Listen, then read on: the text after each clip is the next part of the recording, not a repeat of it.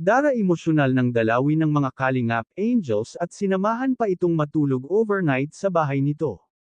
Bago ko umpisahan ang maiksing reaction video na ito, hiling ko lang na tapusin ang panunood nito para malaman ang nilalaman nito, at kung bago ka pa lang sa munting channel na ito, paki-subscribe para lagi kang updated sa video ng mga Kalingap at paki-suportahan ang ama ng Kalingap na si Val Santos Matubang, Ate Edna Vlog at si Kalingap Rab.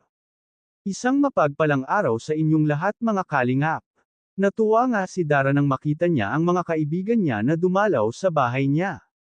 Talagang humanga ang mga Kalingap Angels sa bahay niya at napakalinis nito. Naiinggit nga sila kay Dara at may sarili na itong bahay at napakaganda pa. Naiintindihan naman ni Dara ang mga Kalingap Angels kung bakit hindi ito nakarating dahil may mga exam ito at hindi pwedeng mag-absent sa klase. Kaya nga ngayon ay bumawi ang mga Kalingap Angels at talagang doon pa sila natulog sa bahay ni Dara para naman may kasama si Dara sa bahay. Natutuwa naman si Kalingap Rab nang malaman ito dahil sinamahan nila si Dara sa bahay nito.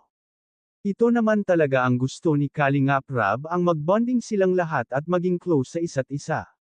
Kaya okay na okay kay Kalingap Rab ang kanilang ginawa, talagang usapan na nila Dara ang matulog sa bahay niya oras na matapos ito at gusto nga nila magbonding na sila lang. At makabubuti na rin ang ginawa ng Kalingap Angels para may kasama ang magkapatid sa bahay nila. Hanggang dito na lang ang update ko mga Kalingap. Maraming salamat sa walang sawang pagsuporta sa aking munting channel. Maraming salamat at God bless sa inyong lahat.